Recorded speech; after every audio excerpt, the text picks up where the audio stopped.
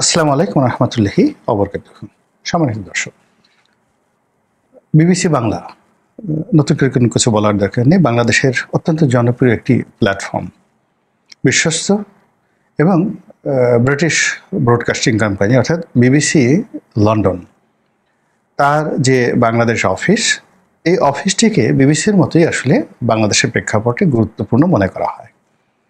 আমরা সেই পাকিস্তান জমানা থেকে বিবিসির সাংবাদিকদেরকে সবচেয়ে বড় সাংবাদিক, বিবিসির সংবাদকে সবচেয়ে গুরুত্বপূর্ণ সংবাদ মনে করে আসছি।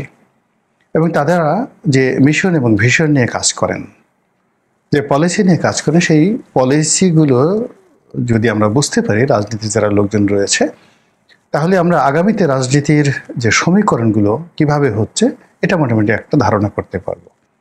অতি সম্প্রতি বিবিসি বাংলা শেখ হাসিনাকে নিয়ে একটি নাতি দীর্ঘ প্রতিবেদন তৈরি করেছে এবং সেই কন্টেন্টটি ইউটিউবে, তাদের যে ইউটিউব পেজ রয়েছে সেখানে তারা আপলোড করেছে। আমি মনোযোগ সহকারে সেটা দেখলাম। তারা শেখ হাসিনাকে যেভাবে উপস্থাপন করছে, তাতে করে মনে হচ্ছে যে পশ্চিমা দুনিয়া অর্থাৎ বিবিসি যাদের মুখপাত্র হিসেবে কাজ করে, পশ্চিমা দুনিয়া আওয়ামী লীগকে এবং শেখ হাসিনাকে আবার বাংলাদেশে ওয়েলকাম জানাচ্ছে। কিভাবে? প্রথমত হলো যে শেখ হাসিনার যে ছবিগুলো দেখানো হয়েছে, যদি এখানে পশ্চিমা দুনিয়া বা বিবিসির যে কানেক্টিভিটি রয়েছে, আপনারা জানেন যে বিবিসি বাংলা, তার সঙ্গে ফার্স্ট কানেকশন বিবিসি ইন্ডিয়া, এবং বিবিসি ইন্ডিয়া এই মুহূর্তে নরেন্দ্র মোদীর অত্যন্ত কাছের মানুষ। দ্বিতীয়ত বিবিসি ইন্ডিয়ার সঙ্গে যেটা সম্পর্কটা রয়েছে বিবিসি লন্ডনের, সেই সম্পর্কের ক্ষেত্রেও পশ্চিমা দুনিয়া এবং বিবিসি রিলেটেড যে থিঙ্ক ট্যাঙ্ক রয়েছে টোটাল ইউরোপীয় ইউনিয়নে, এই থিঙ্ক ট্যাঙ্কটি প্রথম 6 মাসে, অর্থাৎ এই সরকারের যে 14 মাসের প্রথম 6 মাসে, তারা আসলে ডক্টর মোহাম্মদ ইউনূসকে প্রমোট করেছেন বিভিন্নভাবে। পরবর্তীতে 6 মাসে তারা নিউট্রাল ছিলেন, আর গত 2 মাস ধরে তারা ডক্টর মোহাম্মদ ইউনূসের পিছন থেকে সরে গিয়ে এখন শেখ হাসিনাকে প্রমোট করছেন এবং বিএনপিকে তো একেবারেই প্রমোট করছেন না। এই জিনিসটি আমি এই বিবিসির প্রতিবেদনে দেখতে পেলাম। কিভাবে? প্রথমত হলো যে তারা শেখ হাসিনার যে সকল ভিডিও ফুটেজ দেখাচ্ছিলেন, এগুলো সবই পজিটিভ, অর্থাৎ তিনি প্রধানমন্ত্রী হিসেবে যে সকল অনুষ্ঠানে অংশগ্রহণ করেছেন এবং ভারতে বারবার তিনি গিয়েছেন নরেন্দ্র মোদীর সঙ্গে, মনমোহন সিংয়ের সঙ্গে, সোনিয়া গান্ধীর সঙ্গে, বা বাংলাদেশে যে কবারে তিনি এয়ারপোর্টে এসেছেন গেছেন অ্যাজ এ প্রধানমন্ত্রীর প্রোটোকল হিসেবে, তার সবচেয়ে উৎকৃষ্ট যে ফুটেজগুলো, যেখানে তার চেহারা সুন্দর ছিল, ড্রেস কোড ভালো ছিল, তারপরে তাকে অভ্যর্থনা জানানোর জন্যে এয়ারপোর্টে যারা গেছেন ওই সময় তাদের সঙ্গে তাদের যে কুশল বিনিময়ের যে লক্ষ লক্ষ ভিডিও ফুটেজ আর্কাইভে বিবিসির ছিল, তার মধ্যে সবচেয়ে সুন্দরতম একটা বেস্ট ভিডিও ফুটেজগুলো তারা এমনভাবে উপস্থাপন করেছে যে শেখ হাসিনা এখনও বাংলাদেশের প্রধানমন্ত্রী, আর সেই প্রধানমন্ত্রী হিসেবে তিনি ভারতে রয়েছেন। এটা হলো আমার কাছে মনে হয়েছে অ্যালার্মিং ফর দ্য বিএনপি এবং as well as for the doctor Mohammad Yunus government. দ্বিতীয়ত বিবিসি নিজে এই কথা বলার পর সে বারবার বলার চেষ্টা করেছে যে শেখ হাসিনাকে আফোল্ড করার জন্য, শেখ হাসিনাকে বাংলাদেশের রাজনীতিতে অবশ্যম্ভাবী এবং অনিবার্য, অবশ্যম্ভাবী এবং অনিবার্য, ঠিক এই কথাগুলো তারা ওইভাবে বলেনি, আমি আমার মতো করে বলছি, করার জন্য ভারত এই মুহূর্তে তাদের সর্বশক্তি এবং তাদের যত কানেকশন রয়েছে সব কানেকশনগুলো তারা ব্যবহার করছেন। এবং অতি সম্প্রতি যে 3টি গুরুত্বপূর্ণ সংবাদ মাধ্যম, রয়টার্স, ইন্ডিপেন্ডেন্ট এবং এএফপি, এই 3টি প্রতিষ্ঠানের সঙ্গে দুনিয়া কাঁপানো যে সাক্ষাৎকার শেখ হাসিনা দিলেন, বিবিসি রিপোর্ট অনুযায়ী এই কাজটি করার জন্য ভারতের যে সূত্রগুলো, সেই সূত্রগুলো শেখ হাসিনাকে সহযোগিতা করেছে। নাম্বার 1। নাম্বার 2 হলো যেটা বিবিসি বলার চেষ্টা করেছেন যে শেখ হাসিনা যতদিন ভারতে আছেন, এটাকে প্রথম দফাটা তাকে লকডাউন হিসেবে রাখা হয়েছে, তার সেফটি অ্যান্ড সিকিউরিটি, এবং তার ব্যাপারে আসলে বাংলাদেশ কিভাবে রিয়্যাক্ট করে, তারপর ভারতে কিভাবে রিয়াকশন তৈরি হয় ভারতের জনগণ, ভোটার, পলিটিশিয়ানদের মধ্যে, এবং শেখ হাসিনা পুরো পরিস্থিতি কিভাবে হ্যান্ডেল করেন, এই জিনিসগুলো তিনি মানে ভারতের যারা থিঙ্ক ট্যাঙ্ক রয়েছেন বা যারা কর্তৃপক্ষ রয়েছেন তারা এটাকে মূল্যায়ন করেছে। এবং আপনারা জানেন আমেরিকা এবং ভারতে এখন রাজনীতির একটা বিরাট অংশ সেখানকার থিঙ্ক ট্যাঙ্ক যারা আছে তারা নিয়ন্ত্রণ করেন। তো এইটা করার ফলে ভারত যে সিদ্ধান্তটা পৌঁছে গেছে সেটা হলো আওয়ামী লীগের বিকল্প তাদের বন্ধু নেই, আর আওয়ামী লীগের মধ্যে শেখ হাসিনার বিকল্প নেই। এটা তারা একেবারে শতভাগ নিশ্চিত হয়ে গেছে, A+, A+, A+।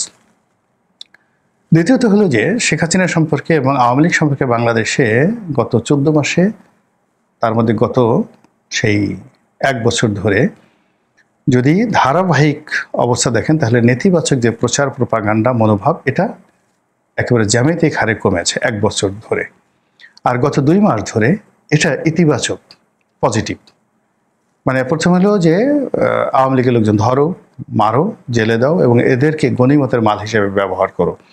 এই যে একটা বিক্ষুব্ধ ভাব ছিল জুলাই আগস্ট বিপ্লবের পর, এটা কমতে কমতে কমতে কমতে 1 বছরে একেবারে একটা নিউট্রাল জায়গাতে চলে এসছে। এবং গত 2 মাস ধরে এখন এটাকে পজিটিভ সবাই মনে করছে, না মানে আওয়ামী লীগ দেশ চালানোর জন্য উপযুক্ত, তাদেরই দরকার, তারা যেই কাজ করেছে ইত্যাদি ইত্যাদি নানা রকম এটা ভারত মনে করছে বলে বিবিসির প্রতিবেদনে প্রকাশিত হয়েছে। এই কারণে তারা শেখ হাসিনাকে একটা যাকে বলা হয় একটা ওপেন স্পেস দিতে যাচ্ছে।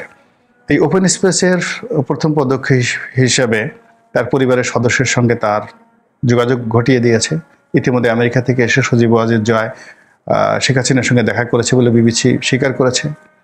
এবং আমরা বিভিন্ন মাধ্যম থেকে যেটা জানতে পারছি যে সেখানে নিয়মিতভাবে দিল্লিতে আওয়ামী লীগের নেতাকর্মী, সেটা আমেরিকা থেকে হোক, ইউরোপ থেকে হোক, কলকাতা থেকে হোক, মানে তারা সবাইকে অবাধে তার সঙ্গে দেখা সাক্ষাৎ করছেন। এবং তিনি তার নিজস্ব মোবাইল টেলিফোন ব্যবহার করা থেকে শুরু করে প্রযুক্তির ছোঁয়ায় তিনি তার দলীয় কর্মকাণ্ড চালাচ্ছেন এবং এই তিনি দলীয় কর্মকাণ্ড যেন নির্বিঘ্নে চালাতে পারেন এজন্য যত লজিস্টিক সাপোর্ট এটা ভারত এখন নীতিগতভাবে সিদ্ধান্ত নিয়ে এই কাজটি শেখ হাসিনাকে দিয়ে করাচ্ছেন। এবং এরই ধারাবাহিকতায় সম্প্রতি যে 3টি আন্তর্জাতিক গণমাধ্যমে সাক্ষাৎকার দেওয়া হলো এবং সেই সাক্ষাৎকারের প্রেক্ষিতে ভারতের প্রথম শ্রেণীর যতগুলো গণমাধ্যম আছে সবগুলো শেখ হাসিনার সেই বক্তব্যকে একদম প্রাধান্য দিয়ে, গুরুত্ব দিয়ে সেটা প্রচার করা হয়েছে, এটা বিবিসি বলছে। এবং বিবিসি সবচেয়ে ভয়ানক যে সংবাদটি দিয়েছে সেটা হলো আমেরিকার সবচেয়ে জনপ্রিয় এবং সবচেয়ে গুরুত্বপূর্ণ সেই গুরুত্বপূর্ণ সংবাদ মাধ্যম যারা কিনা ক্ষমতার সবকিছু নিয়ন্ত্রণ করে, অর্থনীতি, রাজনীতি, ক্ষমতা দেশে এবং দেশের বাইরে, সেটা হলো ব্লুমবার্গ আর ওয়াল স্ট্রিট জার্নাল। বিবিসি বলছে যে তারা নির্ভরযোগ্য সূত্র থেকে জানতে পেরেছে যে ভারতের ইনফ্লুয়েন্সে মধ্যস্থতায় খুব দ্রুত শেখ হাসিনার আরও 2টি সাক্ষাৎকার ছাপা হবে ব্লুমবার্গে এবং ওয়াল স্ট্রিট জার্নালে। বিবিসির মতো প্রতিষ্ঠান সে কথা বলছে। তাহলে বোঝার চেষ্টা করুন যে আমরা যেভাবে নাকে তেল দিয়ে ঘুমাচ্ছি, আমরা যেভাবে সামনে বিএনপি যারা লোকজন 280টি সিট পাবে, জামাতের লোকজন সরকার গঠন করবে, এনসিপি সরকার গঠন করবে, ডক্টর মোহাম্মদ ইউনূস 50 বছর ক্ষমতায় থাকবে বলে অনেক লোক সেটা চাচ্ছে, ডক্টর ইউনূস আরও 5 বছর থাকবে, 10 বছর থাকবে, 50 বছর থাকবে। যে ন্যারেটিভগুলো আমরা এখানে দেখছি সেই ন্যারেটিভের মধ্যে বিবিসির এই যে প্রতিবেদনটা আমি মনে করি সমস্ত ন্যারেটিভগুলোকে একেবারে 180 ডিগ্রি অ্যাঙ্গেলে উল্টে দিয়েছে। যে দুর্বার গতিতে শেখ হাসিনাকে প্রমোট করছে ভারত এবং যেভাবে বিশ্ব মিডিয়া থেকে শুরু করে ভারতের যে কানেক্টিভিটি, সেই কানেক্টিভিটি যেভাবে আওয়ামী লীগের পক্ষে কাজ করছে যার একটা ইন্ডিকেশন এই বিবিসি বাংলা দিল, এতে তো আমি রীতিমতো আতঙ্কিত অনুভব করছি। আমরা যারা সেই দীর্ঘদিন আওয়ামী লীগের বিরুদ্ধে কথা বলেছি, আওয়ামী লীগের ক্ষমতাচ্যুতির জন্য কাজ করেছি, সর্বোচ্চ লেভেলে কাজ করেছি, এখন আওয়ামী লীগ যদি ক্ষমতায় আসে ডলারটা আমার উপর কী পরিমাণ পড়বে আপনি বোঝার চেষ্টা করুন। এখন আমি তো বলতে গেলে মানে আমার মতো এরকম শত শত মানুষ যারা মানে কোনো রাজনৈতিক স্বার্থ তাদের ছিল না, এই গত 1 বছরে দেখুন বা 14 মাসে দেখুন, আমি বা আমার মতো অনেক লোক আছেন যারা শেখ হাসিনার পতনের জন্য কাজ করেছেন, কিন্তু আমাদের কোনো অ্যাম্বিশন ছিল না আমরা নির্বাচন করব, রাজনীতির বড় পদ পদবি পাবো, ব্যবসা হবে, বাণিজ্য হবে। এই যে ঢাকা শহরে আমি ৮৬ সন থেকে যাকে বলা হয় সাংবাদিকতা করি, তো এত মানুষ এত টেলিভিশন দখল করলো, আমি কি একটা টেলিভিশন দখল করতে পারতাম না? এত মানুষ, বিএনপি জামাতের লোকজন বিভিন্ন ব্যাংকের চেয়ারম্যান হলো, ডিরেক্টর হলো, আমি কি সেটা হতে পারতাম না? এত মানুষ রাষ্ট্রদূত হলো, কত মানুষ মানে একেবারে মন্ত্রী পদমর্যাদায় বা প্রতিমন্ত্রী পদমর্যাদায় কত বড় বড় পদ পেল, কেউ বিশেষ সহকারী হলো, কেউ রাষ্ট্রদূত হলো। এই জিনিসগুলো হওয়া যেত, খুব ইজিলি হওয়া যেত, এটা কোনো সমস্যা নয় যদি লোভ থাকতো, লালসা থাকতো এবং চেষ্টা থাকতো। তো লোভ ছিল না, লালসা ছিল না, চেষ্টা ছিল না। আমরা যে কাজগুলো করেছি দেশের কল্যাণের জন্য, মনে করেছি শেখ হাসিনা গেলে ভালো থাকবে। কিন্তু এখন কি, এখন এই যে আমরা যে অবস্থার মধ্যে পড়েছি, তো এই অবস্থায় আমার যে বয়সেই বসে আবার নতুন করে ডলা খাওয়া, আবার নতুন করে মানে সেই আওয়ামী লীগের ছাত্রলীগের সেই অত্যাচারের মধ্যে পড়া, সেই মানে এটা কল্পনা করলে হাত পা হিম হয়ে আসে। কাজেই বিবিসির যে প্রতিবেদন, এই প্রতিবেদনটি নিয়ে অন্যান্যরা যে কি চিন্তা করছেন আমি জানি না, কিন্তু এটা দেখার পর থেকে আমার রীতিমতো ঘুম হারাম হয়ে গেছে।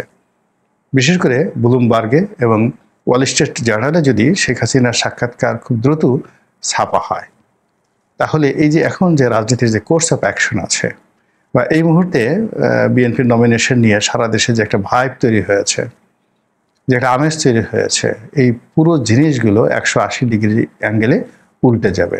এবং তখন কি পরিস্থিতি হবে একমাত্র আল্লাহ রাব্বুল আলামিন জানে। মহান আল্লাহ আমাদের সবাইকে হেদায়েত দান করুন এবং হেফাজত করুন। আসসালামু আলাইকুম ওয়া রাহমাতুল্লাহি ওয়া বারাকাতুহু।